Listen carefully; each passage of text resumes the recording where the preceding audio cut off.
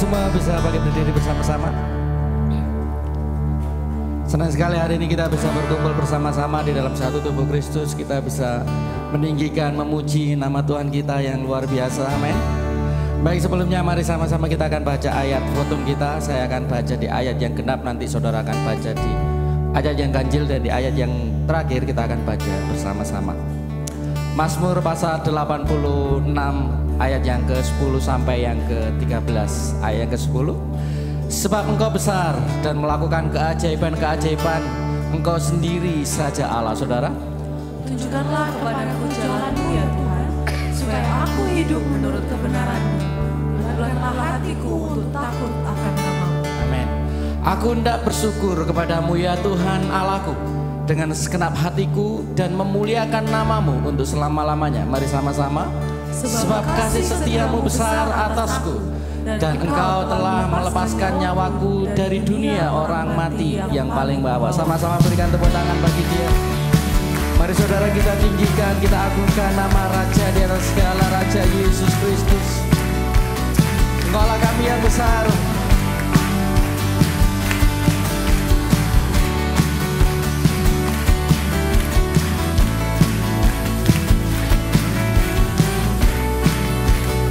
Mari sama-sama katakan, Tuhanku maha besar, Tuhanku maha kuasa, Raja segala raja. Amin. Dia takkan tergoyahkan, Dia takkan terkalahkan, Dia hidup dan berkuasa. Serukan namanya, Yesus Tuhan Raja, segala kuasa tunduk dalam namanya. Dia luar biasa, perkasa mulia, Yesus nama di atas segala nama.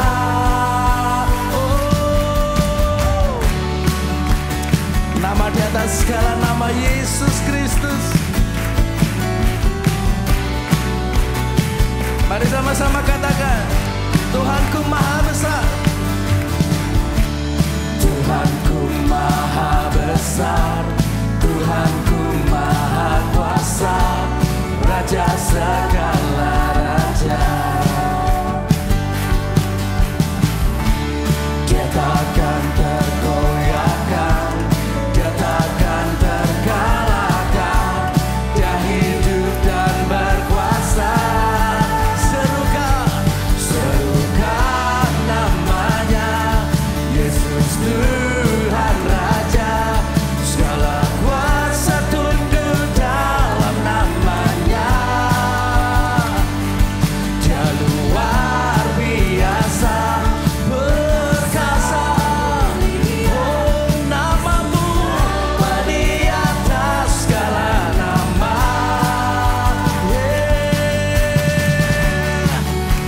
Yesus nama di atas segala nama.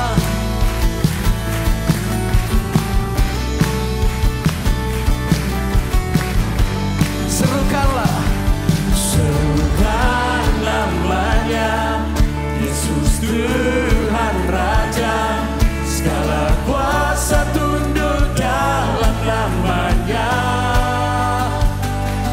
Dia luar biasa, perkasa mulia, Yesus nama di atas segala nama.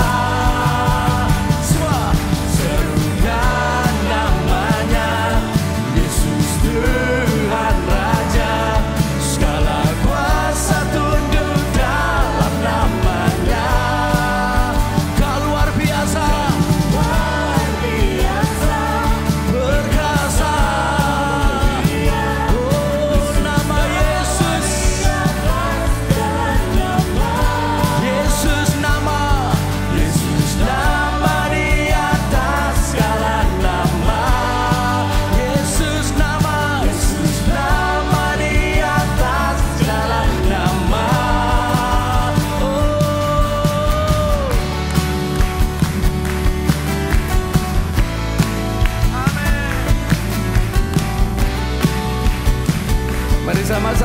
berikan tepuk tangan, tinggikan nama Dia. Hey.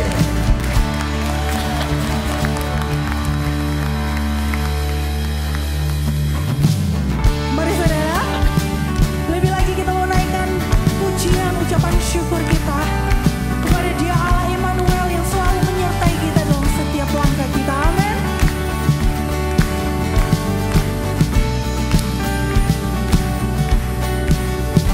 I can sing with my whole heart, I have all I need. In Jesus my Savior, my joy is complete. Onward to glory, and here I will wait. I will trust in Christ every step I take. Amin. Kita mau katakan, kita mau yakin pada janjinya. I am sure of your promise to guide me each day. The sun may oppose me, I won't be ashamed. Whatever I face, Lord, it won't be in vain. Katakan, I will trust in you, Lord. Amen.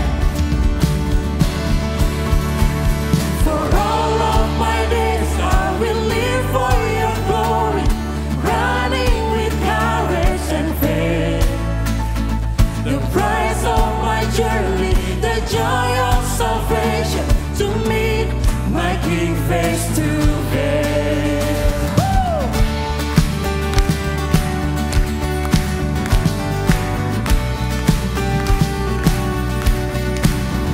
So I'm looking to Jesus, perfecter of faith. My heart set on heaven, where treasure awaits. Having endurance to finish the race, I will trust in Christ every step I take. Mari jumpa Tuhan sama katakan, for all of my days I will live for your glory, running with courage and faith. The price of my journey, the joy of salvation, to meet my King face to face. For all of my days I will live for your glory, running with courage and faith. The price of my journey, the joy of salvation, to meet my King face to face. I will rejoice, whatever comes my way. Amen. I will rejoice. I know that God is with me always. Katakan dengan imanmu. I will rejoice, whatever comes my way. Kau Allah yang setia. I will rejoice. I know that God is with me always. One more time. I will rejoice, whatever comes my way. God, you're faithful to save. I will rejoice. I know that God is with me always. Dengan segenap hati, for all of my days I will live for your glory, running with courage and faith. The price of my journey, the joy of salvation, to meet my King face to face. For all of my days I will live for your glory, running with courage and faith. The price of my journey, the joy of salvation, to meet my King face to face. To meet my King face to face. To meet my King face to face. Sorak-sorai bagi Yesus Tuhan kita. Shalom saudara, selamat datang di Gibeon Church. Di sini bukan tempat untuk orang sempurna, tapi tempat di mana kita semua disempurnakan oleh kuasa Injil dan kasih karunia Tuhan kita Yesus Kristus.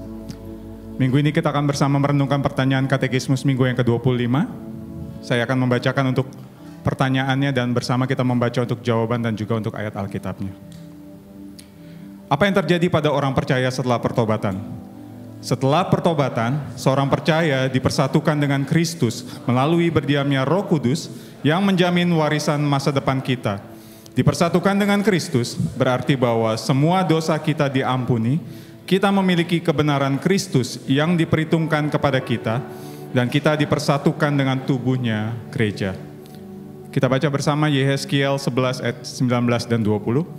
Aku akan memberikan mereka hati yang lain dan roh yang baru di dalam batin mereka. Juga aku akan menjauhkan dari tubuh mereka hati yang keras dan memberikan mereka hati yang taat. Supaya mereka hidup menurut segala ketetapanku dan peraturan-peraturanku dengan setia. Maka mereka akan menjadi umatku dan aku akan menjadi Allah mereka. Silakan duduk.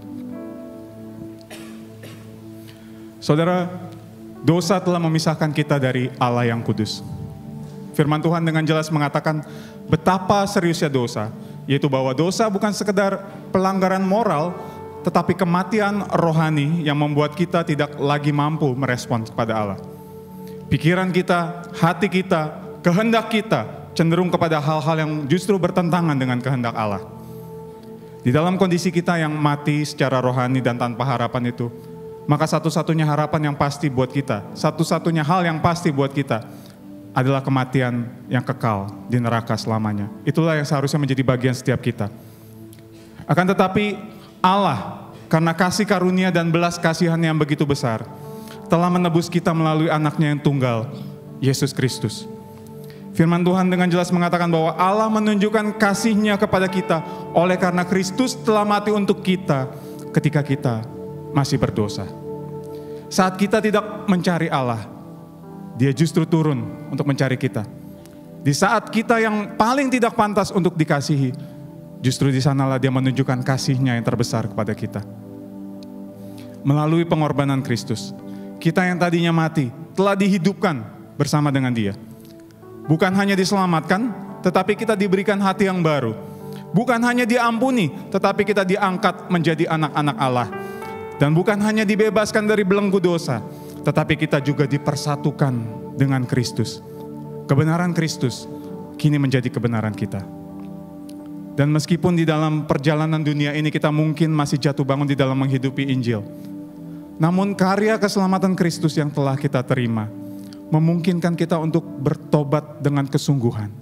Bukan karena takut akan hukuman, tetapi karena kita tahu ketika kita berdosa, kita telah mendukakan Allah yang telah begitu mengasihi kita begitu rupa. Dan kita bersyukur, karena kita tidak menjalani proses pengudusan ini seorang diri, dan kita tidak menjalaninya dengan kekuatan kita sendiri, tetapi bersama dengan Kristus, yang senantiasa menyertai kita dan memampukan kita. Itulah sebabnya, pertobatan sejati dimulai dengan Kristus, membawa kita kepada Kristus, dan menyatukan kita dengan Kristus. Sehingga sebagai orang-orang yang telah dipersatukan dengan Kristus, kita semua dapat berkata seperti Paulus berkata, memang aku hidup, tetapi bukan lagi aku sendiri yang hidup, melainkan Kristus yang hidup di dalam aku. Dan hidupku yang kuhidupi sekarang di dalam daging, adalah hidup oleh iman dalam anak Allah yang telah mengasihi aku dan menyerahkan dirinya untuk aku. Inilah identitas baru kita. Hidup yang berakar di dalam Kristus. Yesus tidak hanya mati supaya kita bisa pergi ke surga, saudara. Tapi Dia mati supaya kita bisa hidup di dalam Dia, berjalan di dalam relasi yang erat dengannya, dan berjalan di dalam terang kasih-Nya setiap saat. Hanya di dalam pribadi Kristus sajalah maka kita akan menemukan rest kita yang sejati. Karena kita tahu di dalam Kristus kita telah dikasihi, di dalam Kristus kita telah diampuni, dan di dalam Kristus kita sudah dipersatukan dengan Dia. Amin. Saya mengundang setiap kita bangkit berdiri. Saudara, terkadang di dalam menjalani kehidupan kita sebagai orang-orang yang telah menerima kasih karunia Allah, kita justru menjalaninya mungkin dengan keraguan, apakah Dia masih mengasihi kita. Mungkin karena banyaknya tekanan yang kita alami di dalam kehidupan. Atau mungkin sebaliknya kita menjalaninya dengan pemahaman kasih karunia Tuhan yang Dia berikan kepada kita itu begitu murah, sehingga kita tetap hidup di dalam dosa-dosa kita. Untuk itu mari saat ini kita datang di dalam doa pertobatan secara pribadi.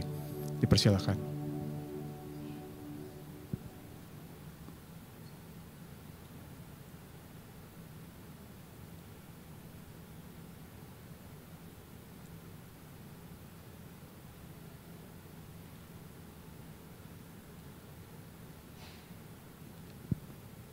Ya Tuhan, kami mengucap syukur terima kasih untuk kasih karunia-Mu.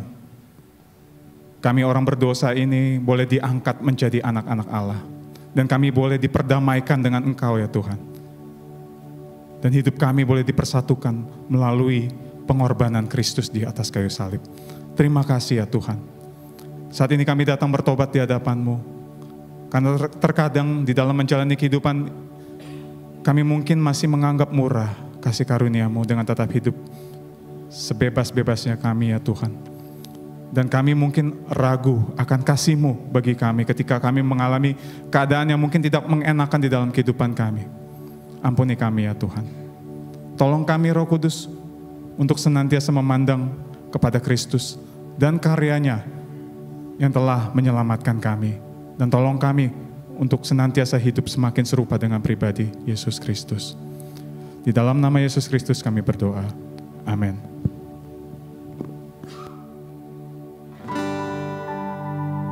Mari jemaat Tuhan, kita mau responi katekismus yang baru saja yang kita dengar dan menyanyikan pujian yang mengatakan di dalam Kristus harapanku, di dalam Kristus kekuatanku.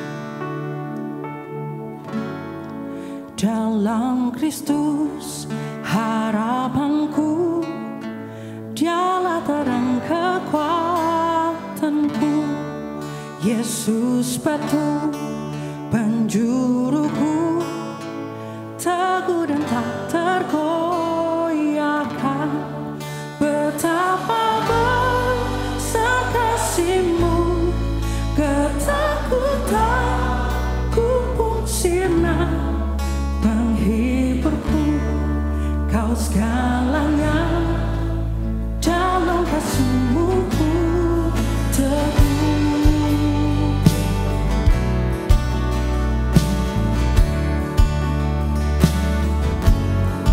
Kristus menjadi manusia, Dialah kepenuhan Allah, pemberian kasih dan kebenaran ditolak oleh umatnya, dan pada salibnya mati, murka Allah ditanggungnya. Setiap dosa dilimpahkan, kematiannya buatku hidup.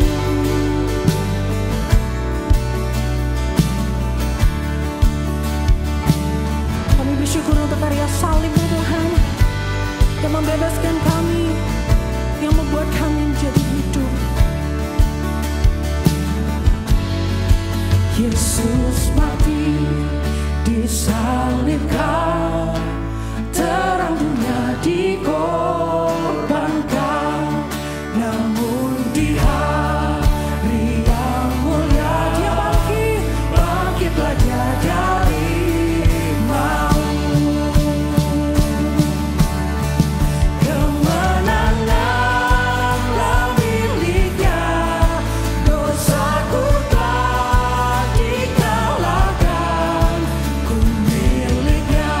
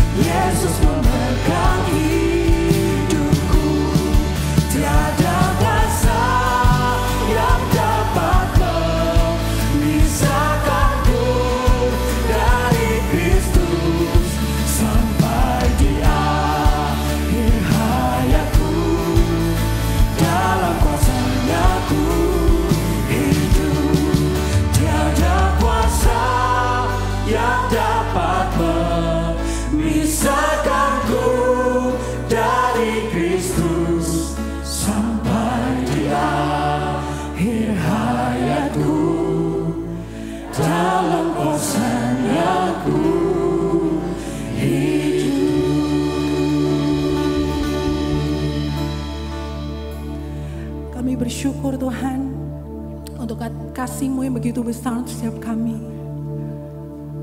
Kau yang rela mati untuk membebaskan kami dari maut.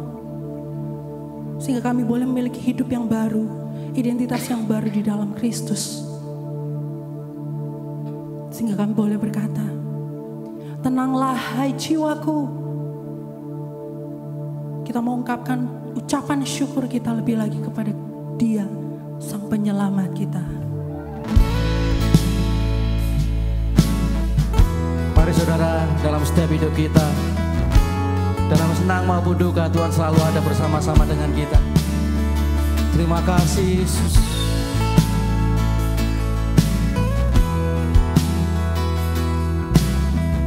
Mari sama-sama katakan, sewaktu hidupku tenang dan aman, ataupun susah menimpa. Setiap musim hidup kita, setiap musim hidup, Tuhan yang menuntun. Tenanglah, tenanglah jiwaku.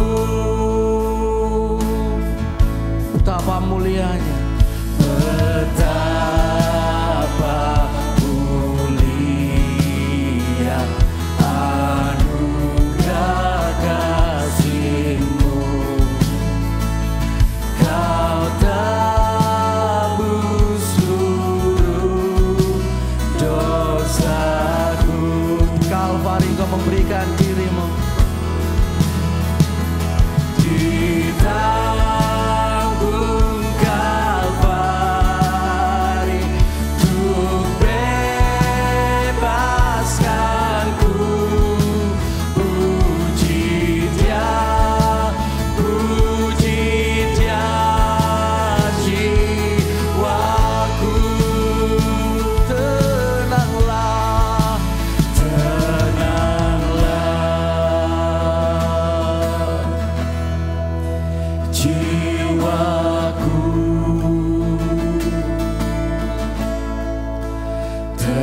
Tenanglah, tenanglah jiwaku.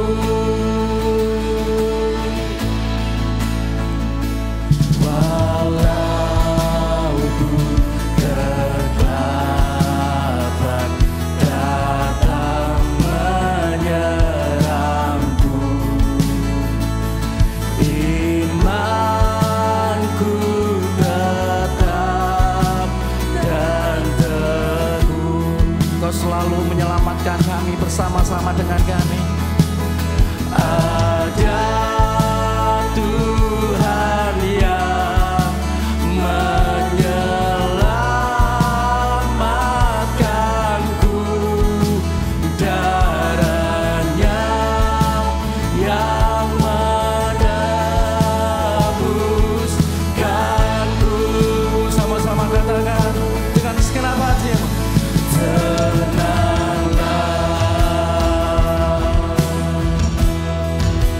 jiwaku.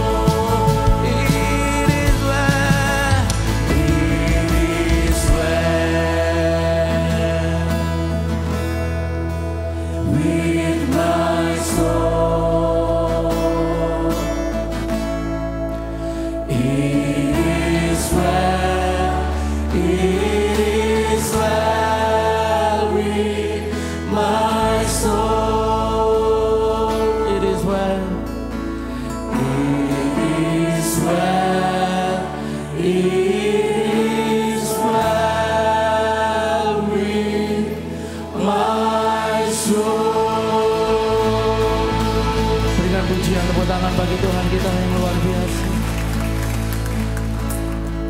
Engkau Allah yang mendengar setiap seruan kami, umat-Mu.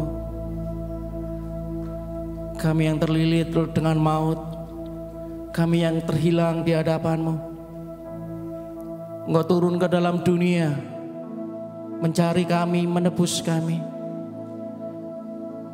Dan jiwa kami tenang karena Engkau telah mengadakan mujizat yang terbesar.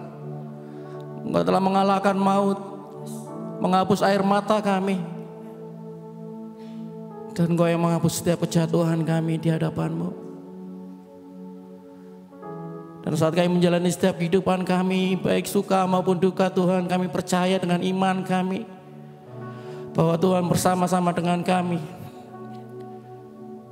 Tuhan tidak pernah meninggalkan kami. Dan terlebih Tuhan, saat kami mengalami sebuah kesusahan dalam hidup kami, Roh Kudus ingatkan kami bahwa pengharapan terbesar kami bukan ada dalam dunia ini.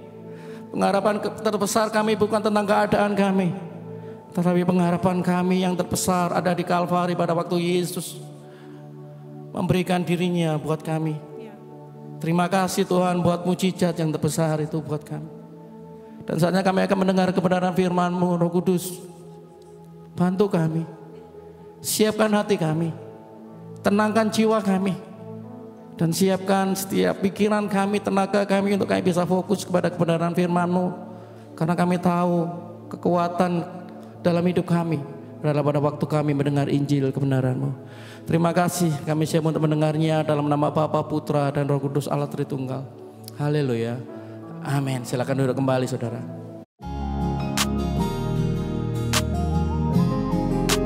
Tiba saatnya kita diberi kesempatan untuk memberikan persembahan. Anda dapat memberi dengan cara transfer ke rekening gereja yang kami cantumkan, atau dengan scan QR Code melalui aplikasi-aplikasi yang ada di samping saya. Juga bisa melalui mesin edisi yang kami sediakan di area giving booth. Semua informasi yang dibutuhkan untuk memberi ada di kartu informasi Ways to Give di kursi masing-masing saat Anda datang.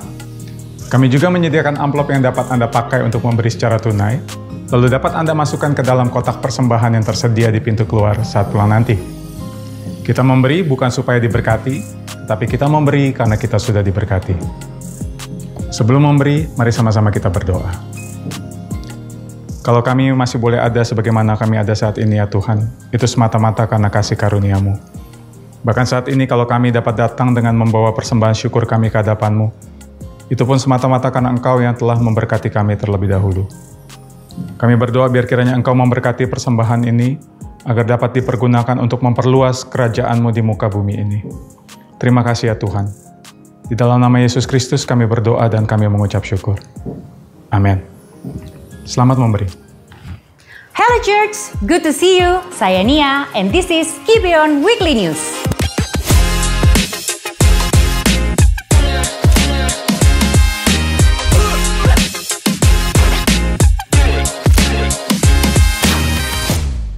Hari ini pendaftaran Youth Summer Camp Gospel Pixel of Vision akan ditutup pukul 23.59 atau setelah kuota peserta terpenuhi. Bagi Anda yang belum mendaftarkan anak Anda, segera daftar karena ini adalah kesempatan yang baik. Youth Summer Camp akan diadakan tanggal 8 sampai 10 Juli bertempat di The Mumbul, Trawas. Biaya kontribusi peserta sebesar Rp600.000 per orang. Namun, jika Anda membutuhkan subsidi, Anda dapat menghubungi para youth leaders atau mengunjungi booth Summer Camp di lobby extension. Jika sudah mendaftar, kami juga mengundang Anda sebagai orang tua agar bisa mengikuti pre-camp pada hari Minggu tanggal 6 Juli pukul 3 sore di gereja. Di pre-camp ini, kami akan membagikan value, tujuan, serta briefing singkat mengenai acara Summer Camp. See you parents! Halo. Jadi kami berencana untuk menikah dan diberkati di Gibeon Church. Kira-kira prosesnya seperti apa ya? Nah, jadi gini, pernikahan bukan sekedar satu hari perayaan. Inilah awal dari sebuah pernikahan kudus di mana dua pribadi dipersatukan untuk mencerminkan kasih Kristus kepada jemaatnya. Karena itu, Gibeon Church memandang serius proses pemberkatan nikah. Bukan hanya sebagai formalitas, tetapi sebagai pendampingan rohani yang menolong calon mempelai mempersiapkan diri secara utuh, baik secara pribadi maupun sebagai pasangan, untuk menjalani panggilan mulia sebagai suami dan istri. Oleh sebab itu, kami sebagai gereja mempersiapkan setiap pasangan melalui kelas premarital.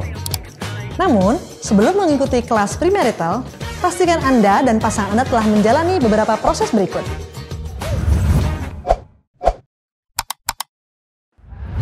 Terdaftar sebagai jemaat aktif di Gibeon Church minimal 1 tahun. Telah menyelesaikan kelas doktrin dasar kekristenan, Anda pasti selamat. Sudah lahir baru dan dibaptis secara Kristen. Aktif mengikuti care group selama minimal 6 bulan. Penting untuk diperhatikan, sebelum menetapkan tanggal pernikahan ataupun menghubungi vendor, Anda perlu terlebih dahulu berdiskusi dengan pihak gereja, sehingga pihak gereja dapat mempersiapkan segala sesuatu dengan lebih baik lagi. Dan jika Anda sudah mengikuti setiap proses tersebut, Anda dapat mendaftar kelas premarital dengan menyatakan kesediaan untuk mengikuti kelas premarital secara penuh, melangsungkan pemberkatan nikah di gedung gereja Gibeon. Butuh info lebih lanjut atau ingin memulai prosesnya? Silakan hubungi tim pastoral atau datang ke Connect Booth pada hari Minggu.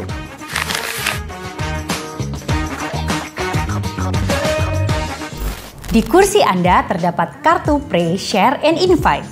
Kami menghimbau Anda semua untuk bisa menggunakan kartu ini sebagai reminder untuk mendoakan, membagikan Injil, dan mengundang 3 nama yang Anda dapat tuliskan pada kartu tersebut. Bagi Anda yang belum memiliki kartu ini, Anda bisa mengambilnya di Connect Booth yang ada di depan gereja setelah ibadah nanti. Kami berdoa agar banyak jiwa bisa dijangkau dan mengalami kasih Tuhan. So, that's all for Gibeon Weekly News kali ini. Jangan lupa pray, share, and invite ya. Happy Sunday and let's enjoy the sermon. Pengumuman hari ini, saudara. Welcome to Gibeon Church untuk saudara yang baru pertama kali hadir di hari ini dan juga bagi saudara yang bergabung secara live streaming. Di sini kita punya hashtag bukan tempat untuk orang sempurna, tetapi kita semua disempurnakan oleh kuasa Injil dan kasih karunia Kristus. Yang setuju sama-sama katakan amin. Amin. Saudara yang dikasihi oleh Tuhan, saya ingin mengingatkan kepada saudara yang memiliki anak di youth. Kita memiliki Youth Summer Camp yang akan kita lakukan pada tanggal 8-10 Juli. Dan saya ingin mengingatkan saudara, hari ini adalah hari pendaftaran terakhir. Saya baru diupdate sama Pastor Dave sebagai youth pastor kita, kuota yang tersisa tinggal 6 orang. Jadi tadi pagi 7, siang ini tinggal 6 orang, begitu ya. Jadi pastikan saudara bisa mendaftarkan anak Anda yang ada di youth untuk boleh join di dalam Youth Summer Camp kita. Dan saya rindu biarlah mereka juga boleh mengenal Injil melalui Summer Camp ini. Pendaftaran akan ditutup hari ini. Lalu yang kedua, saudara, di kursi saudara sudah ada kartu ini, Pray, Share, Invite. Saya ingin mengencourage saudara untuk boleh mengambil, bawa pulang kartu ini, dan saudara boleh tuliskan nama-nama orang yang Tuhan taruh di dalam hidup saudara. Ya, mungkin itu orang tua, pasangan saudara, anak, rekan kerja saudara. Doakan mereka, minta supaya Tuhan membuka hati mereka untuk mendengarkan Injil. Ajak mereka untuk juga mendengarkan Injil. Mungkin saudara bilang, tapi saya bingung mulai dari mana. Nah saudara, kita juga menyediakan kepada saudara sebuah traktat yang berjudul Kebenaran yang Memerdekakan. Saudara boleh ambil ini secara fisik, sekalipun memang terbatas, tetapi saudara juga boleh memilikinya secara e-book. Saudara boleh download Gibeon app atau buka website kita gibeon.church. Saudara boleh akses di sana, mengambil traktat ini. Saudara boleh baca dan mungkin saudara boleh dibekali melalui traktat ini untuk boleh menceritakan Injil kepada sahabat-sahabat saudara. Itu saja saudara, kita akan melanjutkan sermon series kita pada kali ini yang bertemakan kebenaran Injil untuk pergumulan masa kini. Dan tema hari ini kita secara spesifik kita akan bicara tentang Injil bagi jiwa yang kering. Nah saudara, semakin modern dunia kita hari ini, semakin banyak orang yang merasa bisa hidup tanpa Tuhan. Asumsi yang terjadi di masa ini adalah dengan adanya ilmu pengetahuan, teknologi, manusia mungkin tidak lagi membutuhkan Tuhan. Sebetulnya asumsi ini mengusung sebuah keyakinan bahwa gagasan tentang Tuhan itu tersebar luas karena ada banyak misteri di dalam alam semesta ini yang tidak dapat dijelaskan. Tetapi waktu manusia menjadi lebih pintar, punya akses untuk mengetahui banyak hal dan menjelaskan hal-hal yang tadinya tidak dapat dijelaskan, maka mereka berpikir, atau mungkin kita mulai berpikir, kita mulai tidak lagi membutuhkan Tuhan. Tapi tahukah saudara, waktu ilmu pengetahuan, teknologi itu berkembang begitu cepatnya, apakah benar kita tidak lagi butuh Tuhan? Jawabannya tentu tidak. Kenapa? Karena justru di kemajuan zaman ini, teknologi begitu canggih, penjelasan ilmiah yang semakin kompleks, waktu manusia semakin cerdas dan banyak tahu, ada sebuah paradoks yang kita rasakan, yaitu ada sebuah rasa kekosongan dan kekeringan jiwa yang terus semakin dalam. David Barrett, seorang penulis ensiklopedia yaitu World Christian Encyclopedia, di dalam sebuah interviewnya lewat majalah The Atlantic, dia pernah mengatakan bahwa meskipun dunia ini semakin modern, pencarian manusia akan makna dan spiritualitas itu tidak berkurang. Saya kutip apa yang dia katakan melalui website daripada The Atlantic. Dia mengatakan kalimat ini: dunia mengalami perubahan keagamaan yang masif dan terus menerus, dengan hampir 10.000 agama, 9.000 lebih di tahun 2002 itu yang dia catat di sana. Agama berbeda itu ada di dalam dunia, dan tahukah saudara, terus bertambah 2 hingga 3 agama baru setiap harinya. Ini sebuah fakta yang sangat mencengangkan, sebuah realita yang menunjukkan bahwa pencarian manusia akan sesuatu yang sifatnya transenden itu bukanlah tren yang memudar, tetapi justru sebaliknya semakin menguat.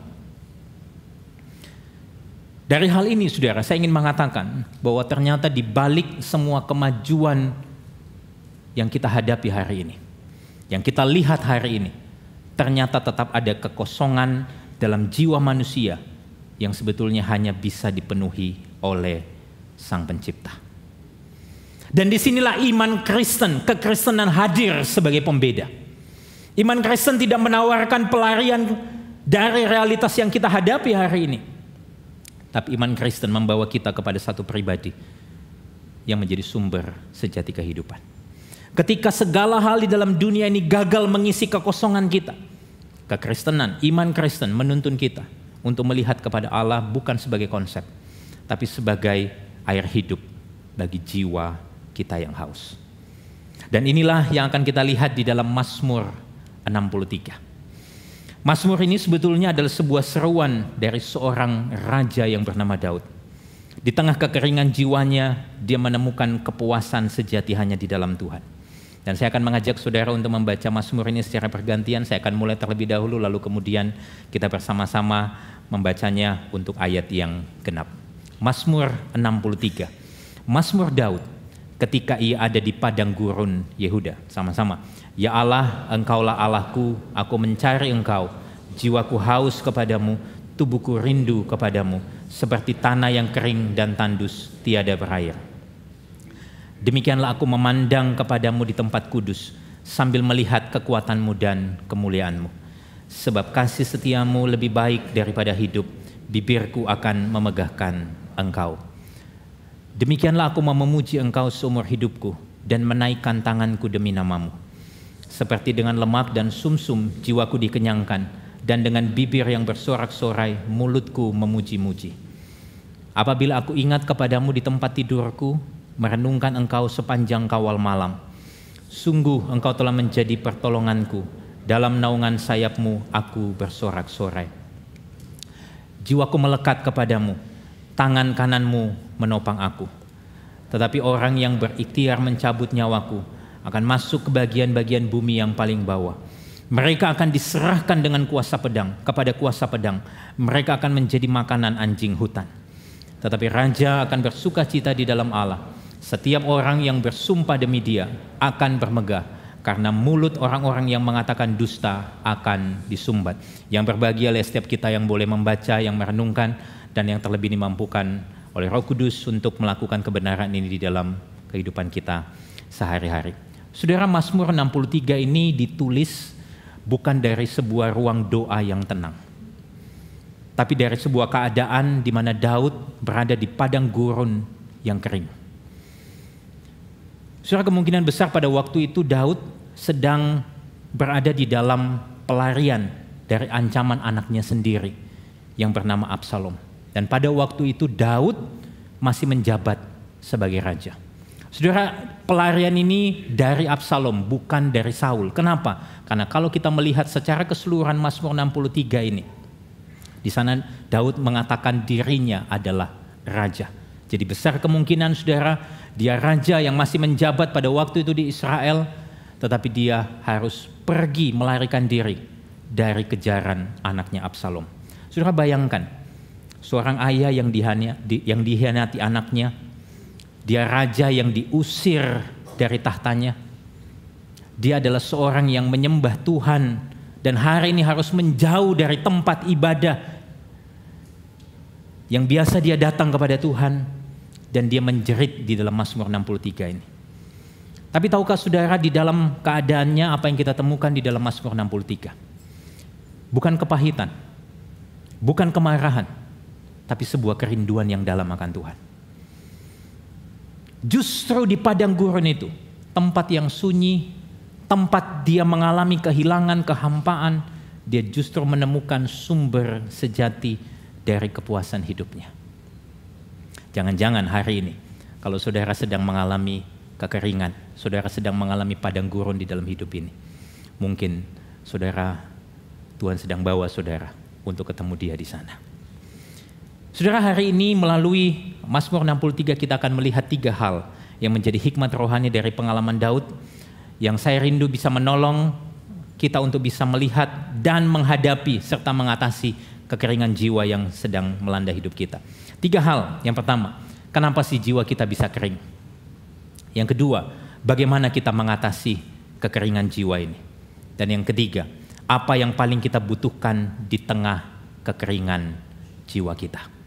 Yang pertama, mengapa jiwa kita bisa kering? Yang siap belajar sama-sama katakan amin. Amin. Saudara, Mazmur 63 ayat 2 di sana dikatakan, ya Allah, Engkaulah Allahku, aku mencari Engkau. Jiwaku haus kepadamu, tubuhku rindu kepadamu seperti tanah yang kering dan tandus, tiada berair. Saudara, di dalam ayat ini ada satu kata yang menarik saya, yaitu kata mencari. Saudara, kata mencari ini oleh beberapa terjemahan yang lain diterjemahkan secara berbeda. Saya kasih komparasi untuk saudara kalau kita membandingkan 2 terjemahan bahasa Inggris dari terjemahan Alkitab ESV, English Standard Version. Di sana dikatakan kata mencari diterjemahkan sebagai kata earnestly, dengan kesungguhan, dengan sungguh-sungguh. Tetapi oleh versi King James atau New King James diterjemahkan kata untuk mencari adalah kata early, pada waktu pagi, pada waktu fajar. Menurut saya, kedua terjemahan ini memang sering digunakan. Tetapi sebenarnya keduanya punya makna yang bisa saling melengkapi. Secara harafiah memang kata Ibrani yang digunakan untuk kata mencari ini adalah kata early, pada waktu fajar. Secara literal seperti itu. Tetapi bagi saya maknanya tidak berhenti di sana. Karena kata ini sebetulnya juga mengandung makna kerinduan. Sebuah intensitas di mana Daud tidak hanya mencari Tuhan lebih awal, tapi dia mencari Tuhan dengan kesungguhan hatinya. Jadi dengan kata lain, sejak Daud membuka matanya di pagi hari, Daud tahu kepada siapa dia harus datang. Sejak fajar menyingsing, yang pertama dia cari bukanlah kenyamanan, bukanlah solusi atas hidupnya yang sedang ada di dalam pelarian, tapi dia mencari Tuhan sendiri. Bahkan yang menarik, kalau saudara melihat ayat 6 dan 7, di sana ada sebuah peralihan dari Mazmur ini ketika berbicara tentang air, tiba-tiba berbicara tentang makanan. Seolah-olah Daud ingin mengatakan kepada saya dan saudara, apapun yang paling esensial di dalam hidup ini, air, makanan, itu tidak jauh lebih penting daripada Tuhan. Daud lebih mendambakan Tuhan dari apapun di dalam dunia ini. Dan saudara lihat ayat yang ke-7. Dia bukan hanya mencari Tuhan pada pagi hari, tapi waktu dia tidur, dia pun mencari Tuhan. Saudara, saya suka sekali dengan komentar daripada David Platt di dalam komentarnya Exalting Jesus. Dia memberikan sebuah komentar yang sangat berani tentang ini. Dia mengatakan kalimat ini. Daud di sini terdengar begitu terobsesi. Itulah sebabnya saya memakai istilah kecanduan.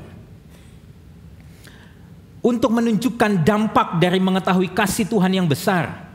Seperti seorang pecandu yang didorong oleh keinginan akan satu hal.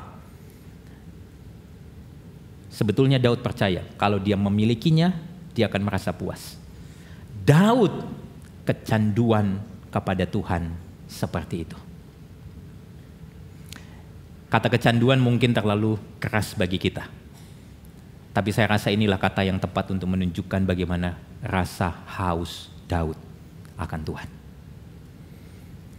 Dan tahukah ini sama halnya dengan apa yang dia katakan sebelumnya di dalam Mazmur 27 ayat 4. Mari kita baca sama-sama Mazmur 27 ayat 4. 2, 3. Satu hal telah kuminta kepada Tuhan, itulah yang kuingini. Diam di rumah Tuhan seumur hidupku, menyaksikan kemurahan Tuhan dan menikmati bait-Nya. Saudara pernah teringat kira-kira dengan ayat ini yang bisa connect dengan apa yang Yesus pernah katakan?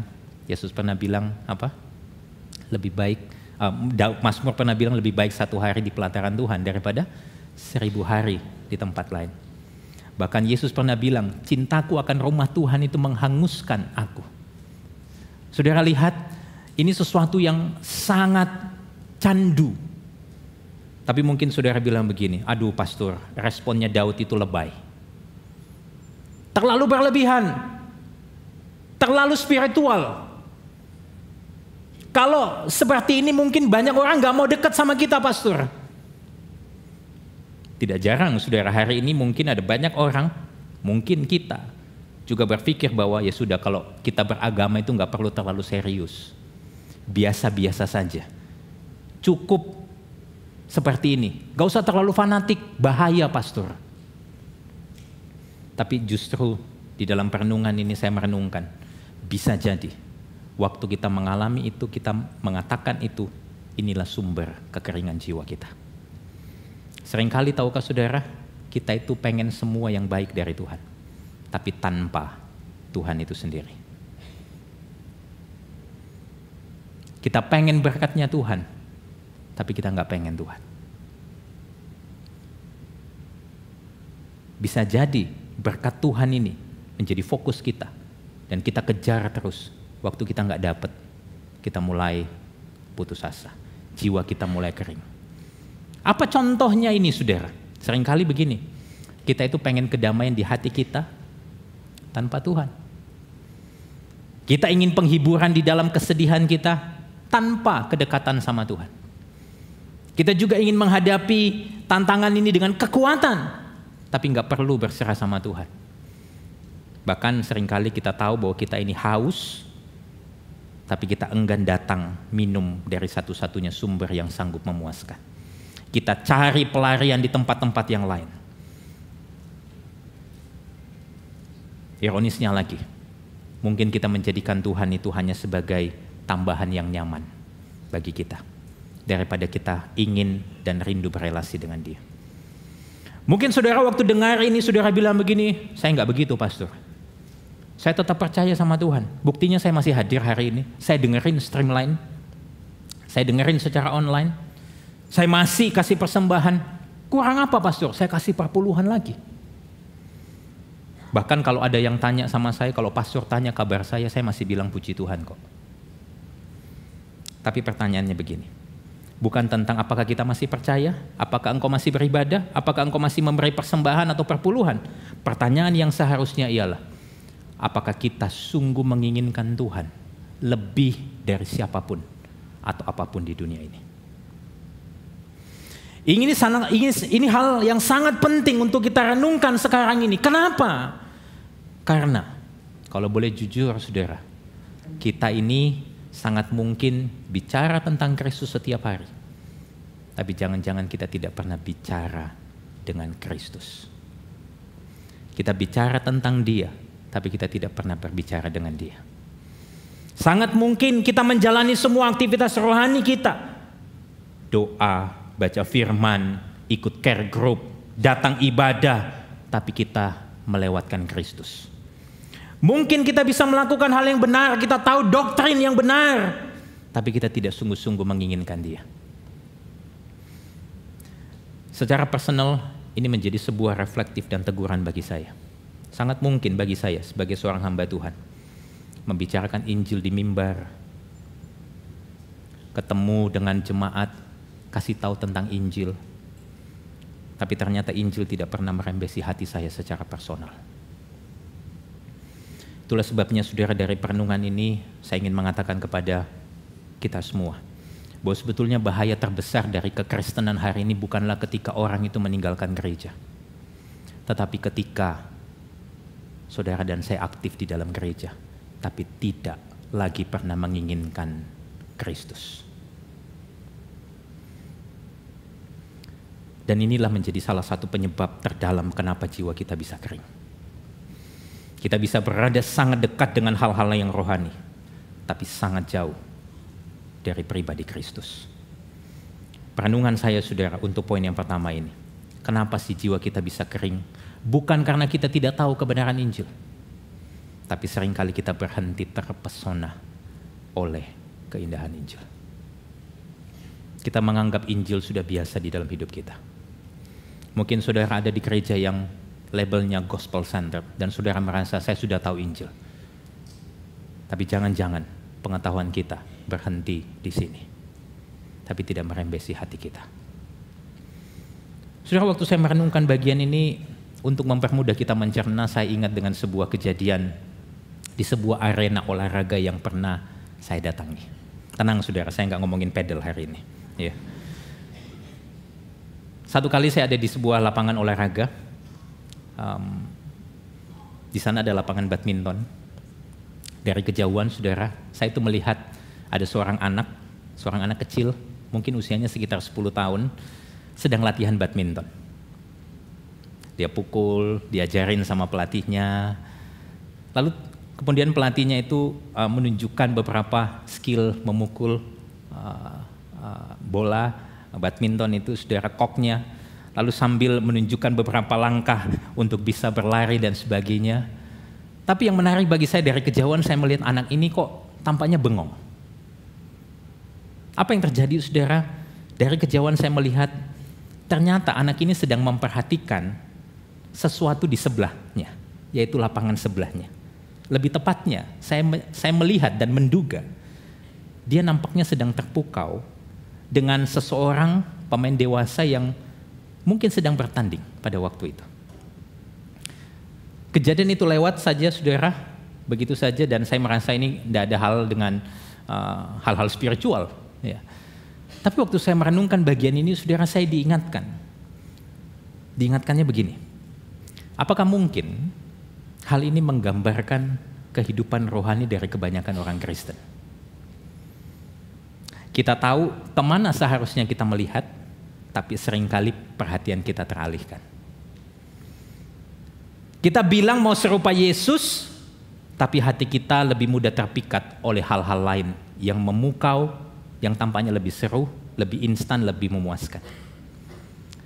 Kita tahu Kristus cukup, tapi kita masih mencari rasa cukup itu dari validasi sosial media, pencapaian pribadi, seks, atau pelarian yang lain. Bahkan kita hadir di gereja, buka Alkitab, bukan lagi karena kita rindu, tapi karena kita merasa ini sebuah kewajiban. Tidak heran saudara, banyak orang Kristen hari ini jiwanya merasa kering dan kosong. Dan kalau saudara lihat Mazmur 63 ini, ayat 2 kembali. Di sana kita melihat pemazmur memberikan sebuah penegasan yang sangat kuat dari dua frasa ini. Daud mengatakan, jiwaku haus kepadamu, tubuhku rindu kepadamu. Saudara, dua frasa ini adalah bentuk pengulangan khas dari gaya penulisan Ibrani kuno pada waktu itu. Ini bukan sekedar repetisi, tetapi ini adalah sebuah penekanan yang penting. Daud sedang menyampaikan sesuatu yang sangat dalam. Seolah-olah Daud ingin mengatakan, seluruh keberadaan diriku merindukan Tuhan. Saudara, ini bukan hanya perasaan sesaat Daud. Ini adalah sebuah dorongan yang mendasar yang Daud tahu. Dan ini adalah sebuah dorongan yang mendasar dari setiap manusia. Cara terbaik untuk memahami ini, saudara, bahwa sebetulnya jiwa kita itu membutuhkan Tuhan seperti tubuh kita membutuhkan air. Dengan kata lain, Daud sedang berkata, sebagaimana tubuhku secara jasmani membutuhkan air di padang gurun, seperti itulah jiwaku membutuhkan Tuhan. Bagi saudara yang mungkin tidak pernah mengalami kehausan, mungkin saudara agak sedikit sulit untuk memahami ini. Tapi izinkan saya memberitahu saudara, kalau saudara pernah mengalami kehausan yang ekstrim, saudara mungkin lupa minum di pagi hari dan saudara mungkin kehabisan air di tengah cuaca yang sangat panas selama berjam-jam. Apa yang terjadi? Bukan hanya mulut kita yang kering, tetapi tenggorokan kita, kerongkongan kita mungkin sudah mulai terasa sakit. Bahkan apa? Kalau itu terjadi begitu lama, tubuh kita terasa seperti mau menyerah. Ditambah lagi, kalau terjadi terlalu lama secara psikologis, bisa jadi mungkin kita mulai berhalusinasi.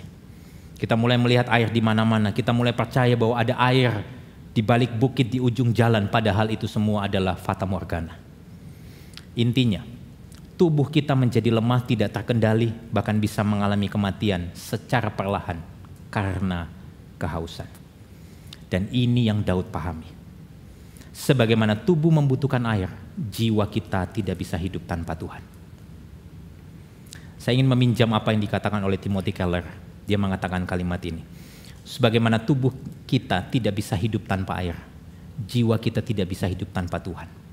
Ini bukan sekedar puisi Daud, tapi sebuah pengalaman eksistensial, pengalaman yang real. Ada kerinduan akan sesuatu yang lebih dari dunia ini.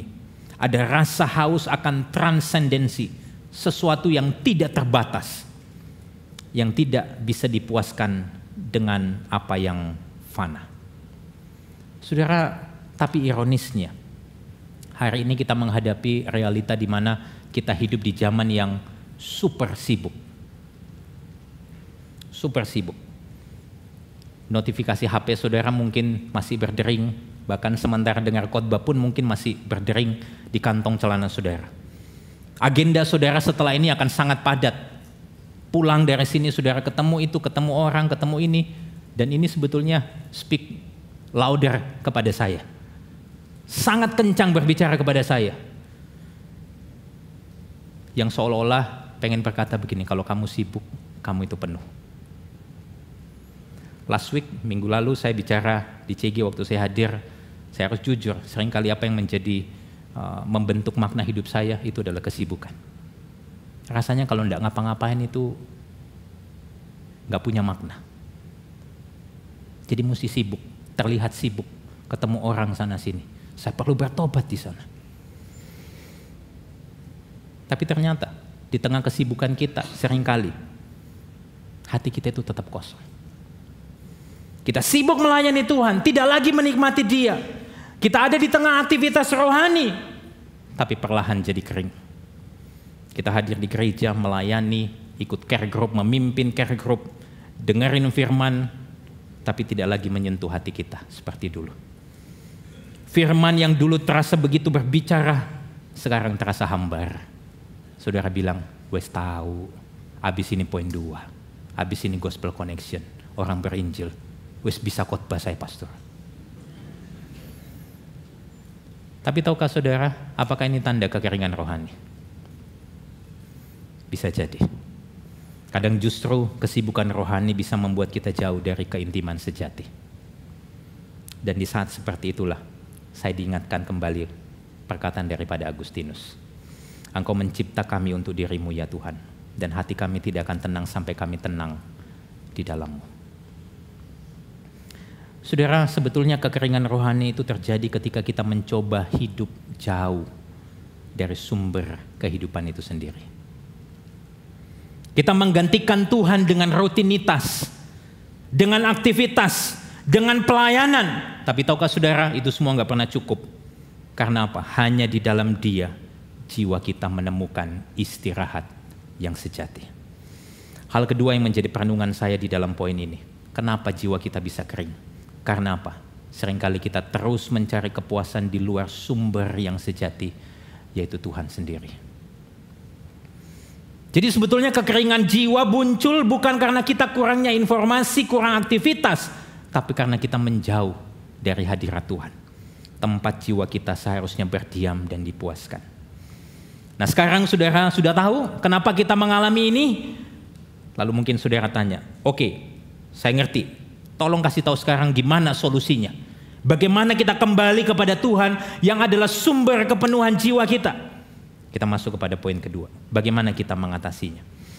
So dalam Mazmur 63 ini kita diberikan 3 hal yang Daud lakukan untuk mengatasi jiwa yang kering. Yang pertama ialah dengan memandang. Mari sama-sama katakan memandang. Memandang. Apa yang dimaksud dengan memandang? Kalau kita perhatikan ayat yang ketiga, di sana dikatakan demikianlah aku memandang kepadamu di tempat yang kudus sambil melihat kekuatanmu dan kemuliaanmu.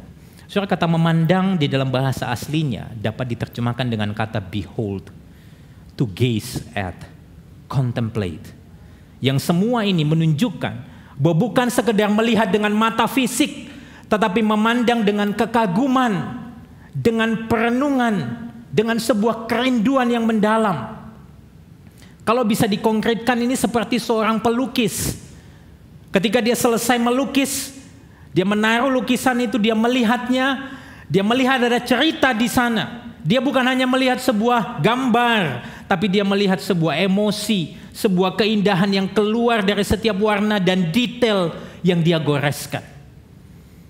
Jadi yang dimaksud dengan memandang Allah ialah kita menyadari, kita melihat, kita mengarahkan perhatian kita dengan penuh kekaguman kepada siapa Tuhan dan apa yang telah Dia lakukan. Dan momen ini seharusnya mengubah pengetahuan kita menjadi sebuah pengalaman bersama dengan Tuhan. Momen ini kita tahu bahwa bukan Tuhan itu hanya baik, tapi kita merasakan bahwa Tuhan itu baik. Kita tidak hanya ngerti bahwa Tuhan mengasihi kita, tapi kita tahu dan mengalami bahwa betul-betul Dia mengasihi kita. Secara praktis apa yang bisa kita lakukan? Kalau saudara melakukan saat teduh, daily devotion, coba tanya ini. Karakter Tuhan apa yang terungkap di dalam bacaan Anda hari itu? Jadi waktu saudara devotion bukan hanya bicara apa yang aku dapat hari ini. Apa yang aku harus lakukan? Coba tanya, karakter Tuhan apa yang muncul di dalam perikop teks Alkitab yang saudara baca? Dan biarkan kebenaran itu mengubah hati Anda. Ini yang pertama, memandang. Yang kedua, memuji. Katakan sama-sama, memuji. Memuji. Apa maksudnya? Ayat 4 dan 5 mengatakan, sebab kasih setiamu lebih baik daripada hidup. Bibirku akan memegahkan engkau. Demikianlah aku mau memuji engkau seumur hidupku dan menaikkan tanganku demi namamu. Saudara, ini adalah sebuah penggambaran akan kerinduan untuk memuji Tuhan. Di tengah padang gurun yang gersang, Daud ingin memuji Tuhan. Dan ini bukan sekedar menyanyikan lagu atau album favorit sambil mengangkat tangan kepada Tuhan. Bukan. Ini adalah sebuah respon jiwa yang telah mencicipi kebaikan Tuhan. Dan dia tidak bisa diam karena dia pernah mencicipi itu. Ini adalah sebuah luapan sukacita yang Daud tidak bisa simpan. Itulah sebabnya dia tuliskan Mazmur ini. C.S. Lewis satu kali pernah berbicara tentang memuji. Dia mengatakan kalimat ini. Saya pikir kita senang memuji apa yang kita nikmati. Karena pujian tidak hanya mengungkapkan tetapi melengkapi kenikmatan itu. Pujian adalah penyempurnaan dari kenikmatan. Apa maksudnya saudara? C.S. Lewis sedang menunjukkan bahwa sukacita kita akan sesuatu tidak lengkap sampai kita membagikannya dalam bentuk pujian. Misalnya begini saudara, bayangkan saudara lagi pergi traveling, atau at least saudara ada di Surabaya. Saudara menemukan sebuah restoran, quote and quote, judulnya itu, atau restoran ini istilahnya hidden gem. Yang kemudian saudara dapati makanannya sangat enak. Apa yang biasanya terjadi? Ini kalau saya saudara menemukan hal yang seperti ini, yang biasa saya lakukan adalah saya jepret makanannya satu-satu, saya fotoin, lalu habis itu saya posting. Saya akan bilang ini makanan enak. You bisa coba ke sini kalau mau. Waktu menceritakan itu saudara, ada perasaan yang lain. Kalau sekedar disimpan tok di galeri foto kita. Di post, untuk apa? Supaya orang lain bisa menikmati apa yang kita nikmati. Dan tahukah saudara, ini sama halnya dengan memuji Tuhan sebetulnya. Kita tidak bisa benar-benar menikmati Tuhan hanya dengan menyimpannya di dalam hati. Karena sukacita yang sejati akan selalu mencari jalan untuk diungkapkan. Kita akan terdorong untuk memuji Dia, bersyukur, karena kita benar-benar menikmatinya. Dan tahukah saudara, inilah alasan kenapa kami tidak jemu-jemu kasih tahu saudara tentang Pray, Share, Invite. Ceritakan, bagikan, ada sebuah sukacita yang berbeda ketika saudara mengalami itu. Jadi intinya saudara, jiwa kita sebetulnya disegarkan. Ketika apa? Kita memuji Tuhan di segala musim hidup kita. Saya suka dengan komentar daripada Charles Spurgeon tentang apa yang Daud alami di tengah kondisi padang gurun, kekeringan, tapi jiwanya tidak kering. Dia mengatakan kalimat ini, tidak ada gurun di hatinya, meskipun ada gurun di sekelilingnya.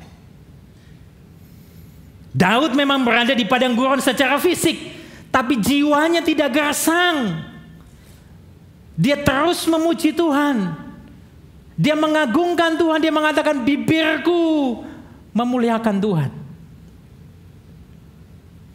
Bagaimana dengan saudara? Waktu saudara mengalami kekeringan, mungkin kekecewaan, keputusasaan, apakah saudara memuji Tuhan? Ini yang kedua. Yang ketiga, merenungkan. Katakan sama-sama merenungkan. Merenungkan.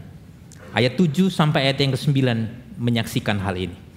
Apabila aku ingat kepadamu di tempat tidurku, merenungkan engkau sepanjang kawal malam. Sungguh engkau telah menjadi pertolonganku dan dalam naungan sayapmu aku bersorak-sorai. Jiwaku melekat kepadamu, tangan kananmu menopang aku. Daud bukan hanya memandang kepada karakter Tuhan, kepada Tuhan.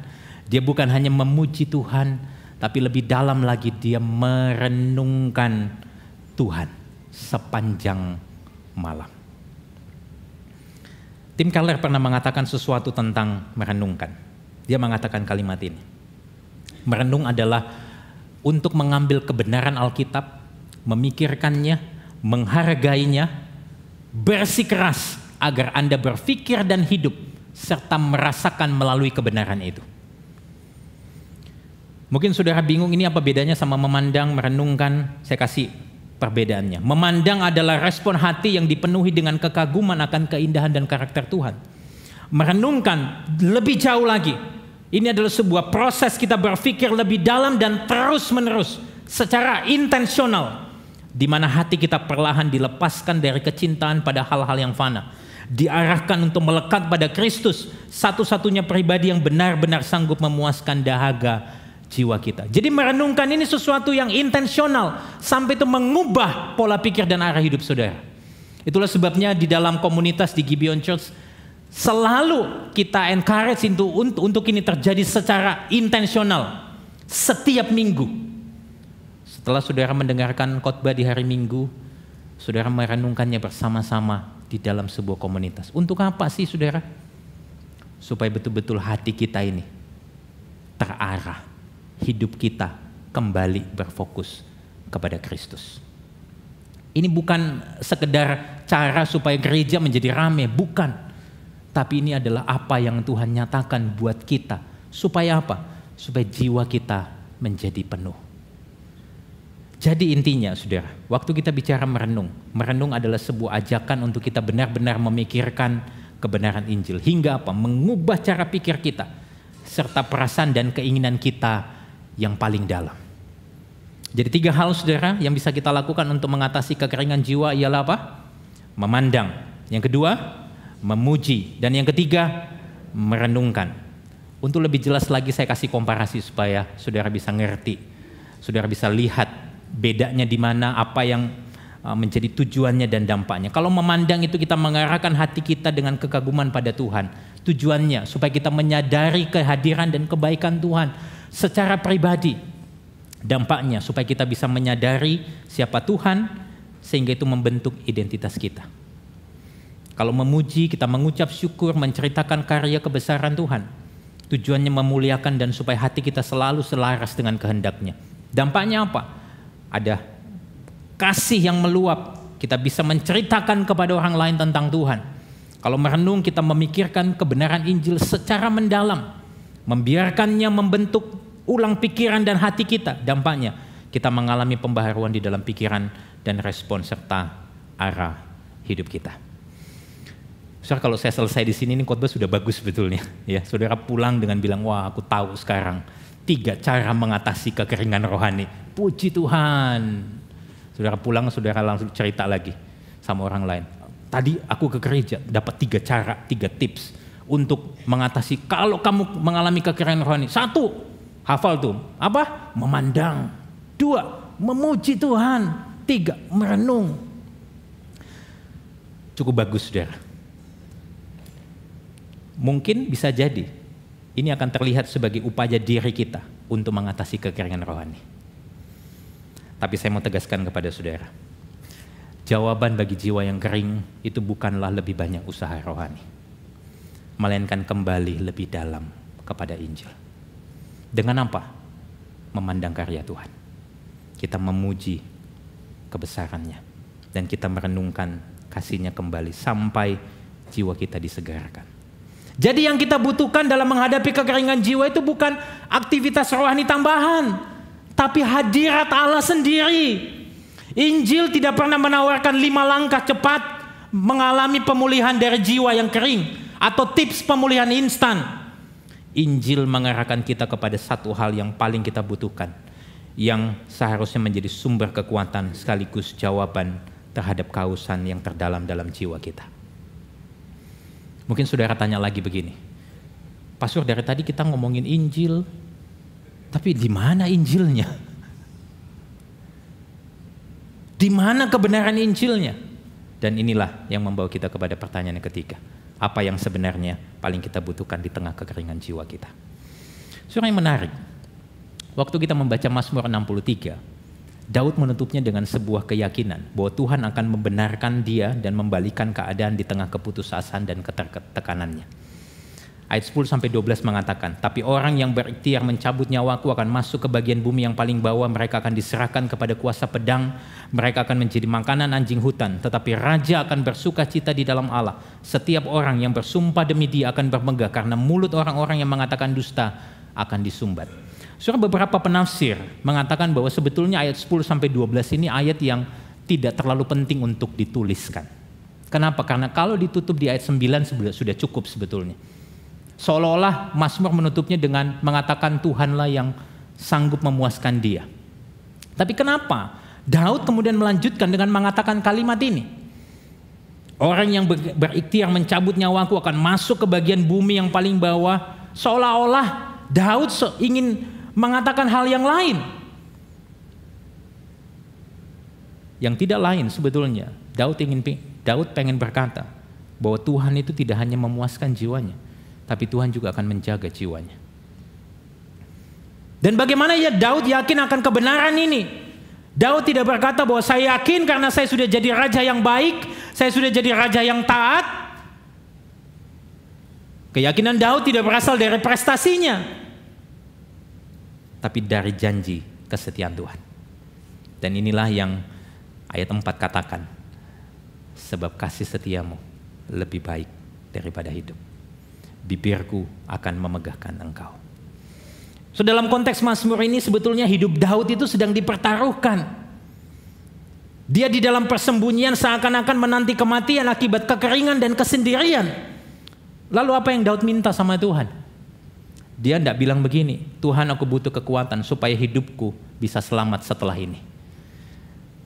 Dia juga tidak minta dan berkata, Tuhan aku butuh kekuatan supaya hidupku selamat.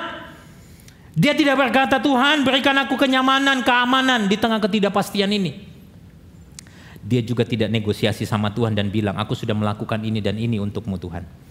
Sekarang tolong kabulkan permintaanku, selamatkan hidupku. Daud tidak mengatakan ini semua. Padahal Daud tahu hidup itu berharga. Kita tahu hidup ini berharga. Dan wajar kalau Daud itu minta supaya hidupnya selamat. Tapi justru di titik-titik paling rawan itu, Daud berkata sesuatu yang radikal. Dia bilang, kasih setiamu lebih baik daripada hidup. Kata yang dipakai oleh Daud untuk mengatakan kasih setia adalah kata klasik di dalam Ibrani, yaitu kata kesed. Supaya saudara nggak lama-lama berimajinasi, saya jelaskan artinya. Saudara, kata ini adalah kata yang menunjukkan kasih Allah di dalam perjanjiannya. Saya mengutip apa yang dikatakan oleh David Platt di dalam komentarnya Exalting Jesus. Dia mengatakan tentang kasih setia ini dengan sebuah kalimat.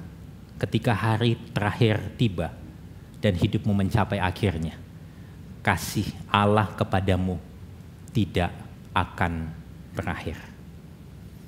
Saudara, apa yang dikatakan di sini menunjukkan bahwa kasih Allah itu bukan kasih yang mudah berubah, tapi kasihnya teguh, kasihnya tidak tergoyahkan. Dan ini bukan sekedar perasaan kasih Allah, tapi ini adalah komitmen kasih Allah yang kokoh, yang tetap ada bahkan ketika saya dan saudara gagal, bahkan ketika saya dan saudara jatuh atau lemah, Tuhan tetap memegang teguh kita sampai selama-lamanya. Dan inilah yang juga Rasul Paulus yakini di dalam Roma 8 ayat 38-39. Mari saya mengajak kita boleh membacanya. 2-3.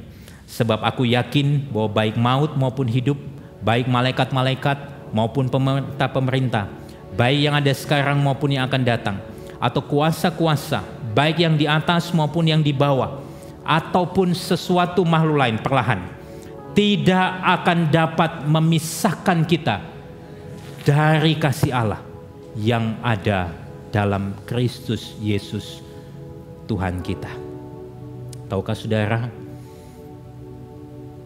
inilah kasih setianya Tuhan.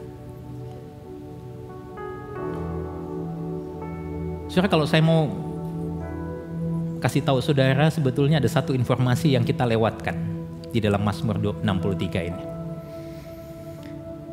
Waktu Absalom anaknya memberontak kepada Daud, Mazmur 63 tidak pernah mengatakan bahwa Daud kemudian terkejut. Seolah-olah ingin menunjukkan bahwa Daud tahu suatu hari ini akan terjadi. Dan memang betul, seorang nabi yang bernama Nathan pada waktu itu pernah menegur Daud karena dosa persinahan dan pembunuhan yang dia buat.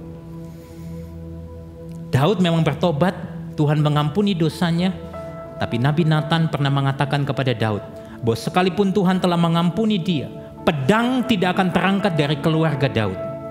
Daud harus menanggung konsekuensi dosanya. Dan ini dicatat di dalam 2 Samuel 12 ayat 11 bagian A. Demikian bunyi firman Tuhan. Beginilah firman Tuhan, bahwasanya malapetaka akan kutimpakan ke atasmu yang datang dari kaum keluargamu sendiri. Jadi ketika putra kesayangannya merebut tahta kerajaan darinya, Daud tahu bahwa dia memang bersalah. Dia telah menabur benih perpecahan di dalam keluarganya sendiri. Dia gagal sebagai seorang raja, dia gagal sebagai seorang ayah, dia gagal di dalam banyak hal.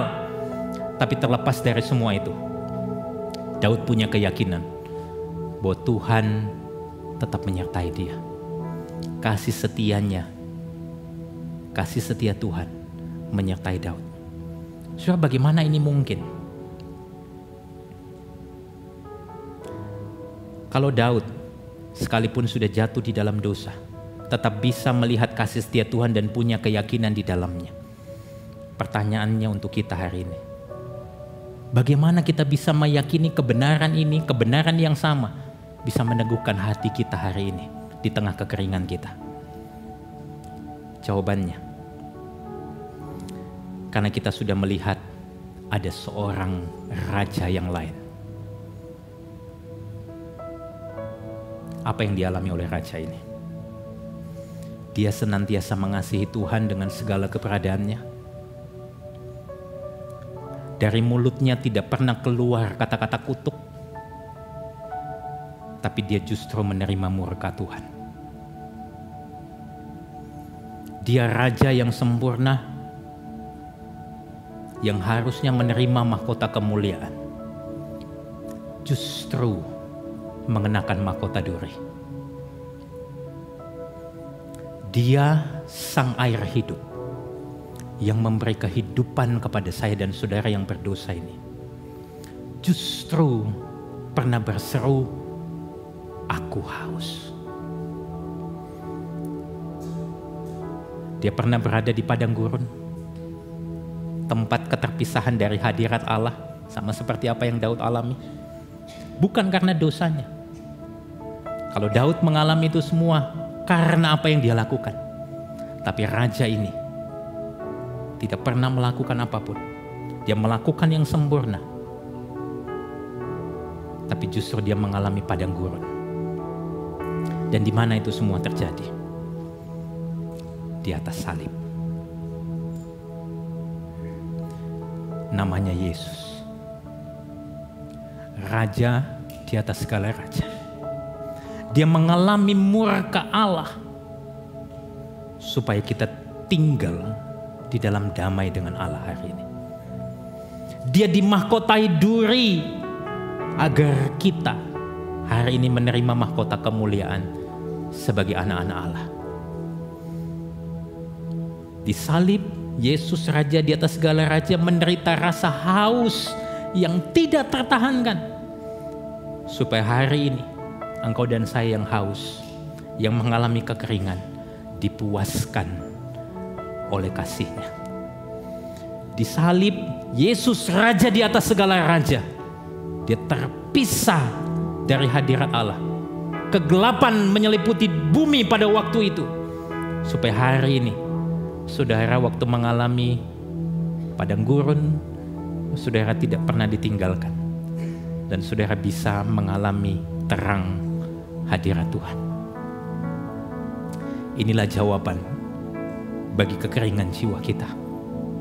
Bukan sekedar perubahan situasi, tapi sebuah perjumpaan dengan pribadi yang rela haus, supaya saya dan saudara tidak lagi pernah kekurangan kasih-Nya. Dan saat jiwa kita kering, pertanyaannya bukan apa yang bisa memuaskan saya hari ini, tapi pertanyaannya, siapa yang benar-benar engkau rindukan?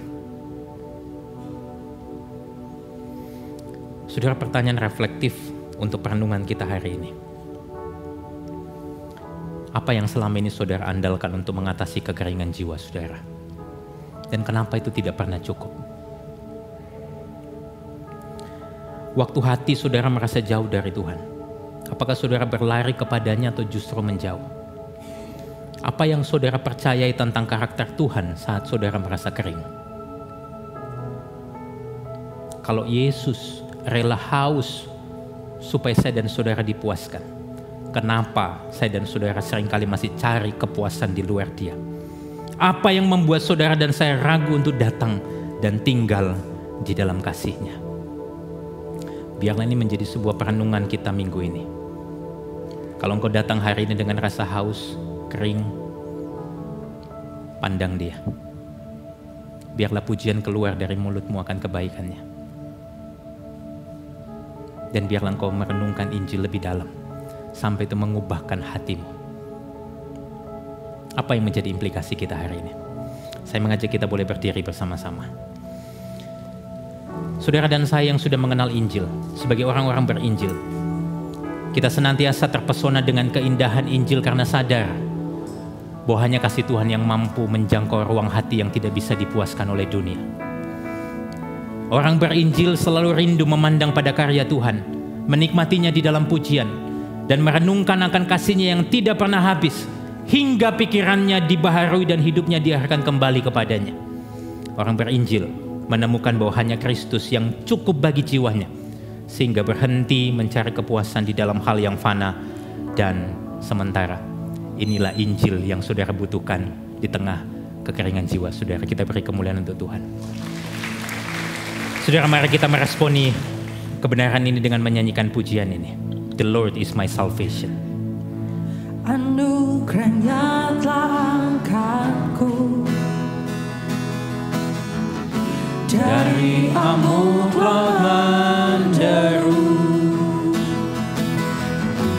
Aku aman di dasar teguh, Tuhanlah keselamatanku. Tiada takut di kegelapan, Dia kuatkanku untuk melawan. Kan ku pandang surya fajarku, Tuhanlah keselamatanku. Siapa seperti Tuhan kita? Siapa seperti Tuhan kita, kuat dan setia kasih-Nya. Dia telah menang bayar dosa kita. Bayar dosaku, Tuhanlah keselamatanku. Harapan kita hanya di dalam Tuhan. Harapanku dalam Tuhan. Ketika Dia berjanji, Dia genapkan. Janjinya Dia genapkan. Musim hidup datang berlalu, Tuhanlah keselamatanku. Waktu engkau susah dan resah, Susah atau resah, mungkin saudara sedang terpuruk lemah, ketika keadaan lemah, namun selalu baru rahmat-Mu, Tuhanlah keselamatan. katakan dengan sungguh-sungguh, siapakah seperti Tuhan kita? Siapa seperti Tuhan kita, kuat dan setia kasih-Nya. Dia telah menang bayar dosaku, Tuhanlah keselamatanku. Hingga ajalku menjelang, Dia tidak pernah meninggalkan kita. Dia tak akan tinggalkanku. Biarlah ini menjadi pengharapan kita. Zaman kita kelaku pulang, Tuhanlah keselamatanku.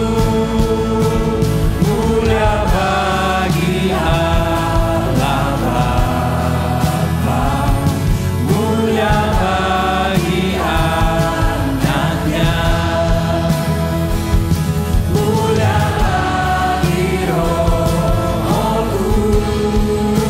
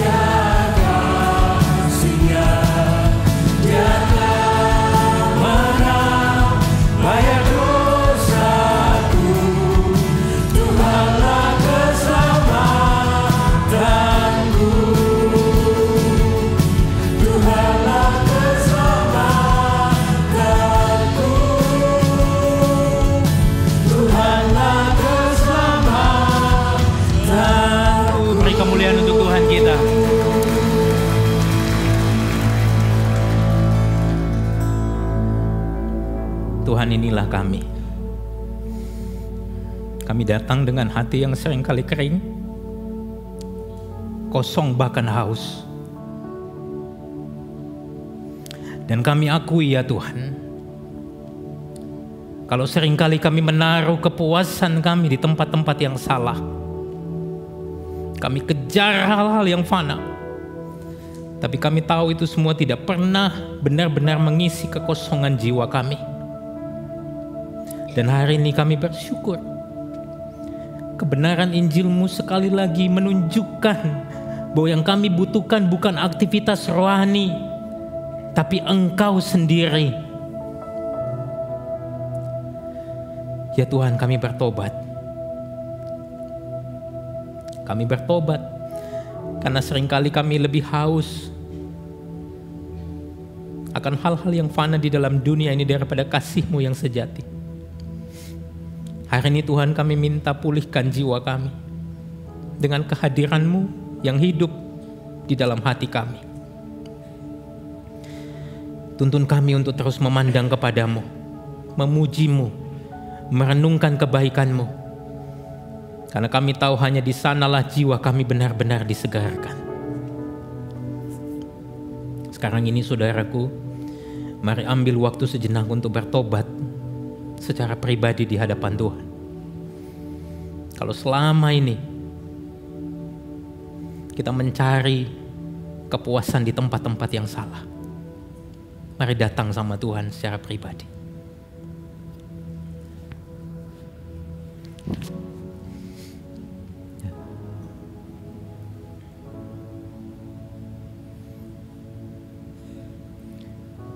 Tuhan, kalau hamba-Mu boleh berhenti berbicara, aku berdoa biarlah Roh-Mu yang kudus bekerja di dalam hati kami setiap pribadi. Biarlah Engkau yang terus memproses kami, menyentuh hati kami, dan mengubah kami dari hari ke hari semakin serupa dengan Engkau. Saudara, sebelum menutup kebaktian hari ini, saya mau kita sama-sama mendoakan orang-orang yang mungkin Tuhan taruh di dalam hati saudara. Melalui kartu prayer invite, minta sama Tuhan.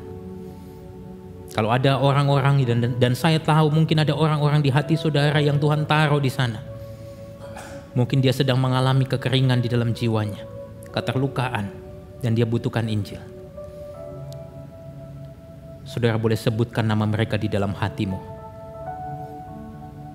Karena Tuhan mengenal dan mengasihi mereka.